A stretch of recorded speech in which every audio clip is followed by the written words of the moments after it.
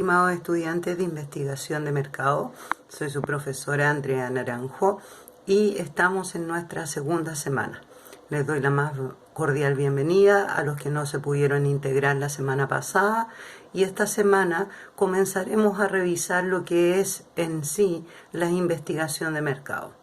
La semana pasada estuvimos revisando el plan de asignatura, ajustamos algunas dudas y también vimos los aspectos formales de esta asignatura, cómo vamos a llevar el semestre y cuáles van a ser los lineamientos básicos que vamos a tener en la asignatura.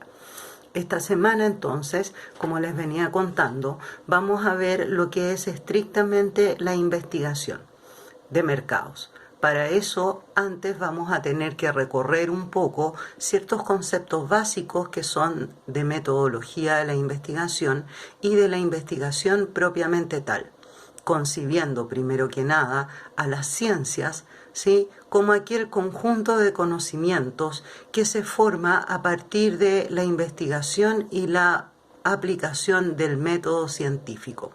En este sentido, la investigación es aquel proceso sistemático, organizado y planificado que busca resolver una pregunta planteada sobre una determinada realidad. Para resolver esta pregunta y la búsqueda que se intenta con esta pregunta y a partir de esta pregunta, iniciamos la aplicación del método científico.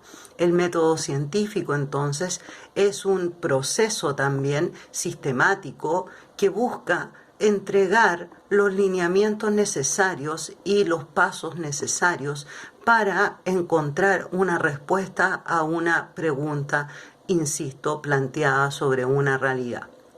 Ahora bien, vamos a ver también esta semana qué es esa realidad, es decir, cómo se concibe esa realidad, partiendo de los lineamientos básicos que nos dio hace muchos años ya Platón, ¿sí?, por allá por el siglo IV a.C., Platón plantea que la realidad y el conocimiento se construyen a partir de el otro y la misma realidad. Es decir, es una realidad interpretada, una realidad constructiva, ¿sí?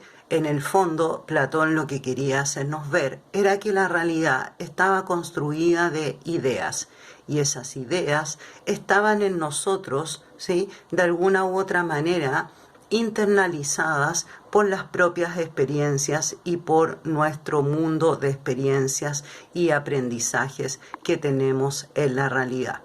Sin embargo, ¿sí?, viene Aristóteles, luego de Platón, a contarnos que la realidad es más bien una realidad compuesta de fenómenos, y esos fenómenos están en la realidad misma y se disponen ante nosotros en el aquí y en el ahora para ser conocidos por nosotros. En este sentido, Aristóteles se instala como el padre de las ciencias, al decirnos que la realidad tiene tres fundamentos elementales, a saber, la realidad es fáctica, es decir, está compuesta de fenómenos.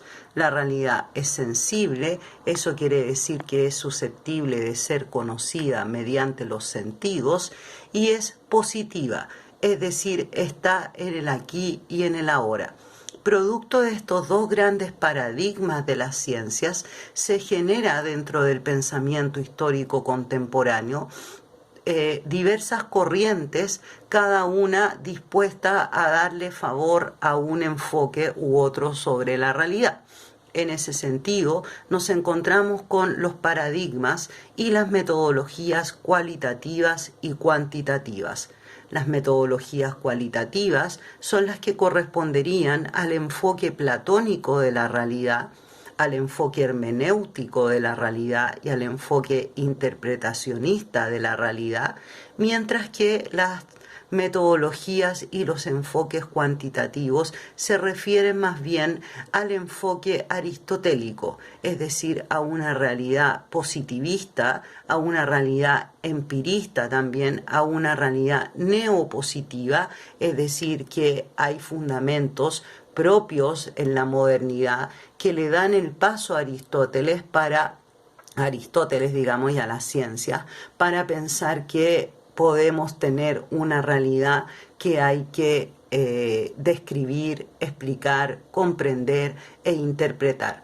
Entonces, desde ese punto de vista, ¿sí?, tenemos también los enfoques mixtos, ¿sí?, que nos habilitan a hacer un mix, digamos, una articulación entre los enfoques cualitativos y cuantitativos, teniendo siempre en cuenta que la ciencia es aquello que intenta describir, comprender, explicar y o predecir una determinada realidad. De acuerdo a eso, entonces, podemos entender que la realidad es una sola, ¿sí?, al igual que la moneda.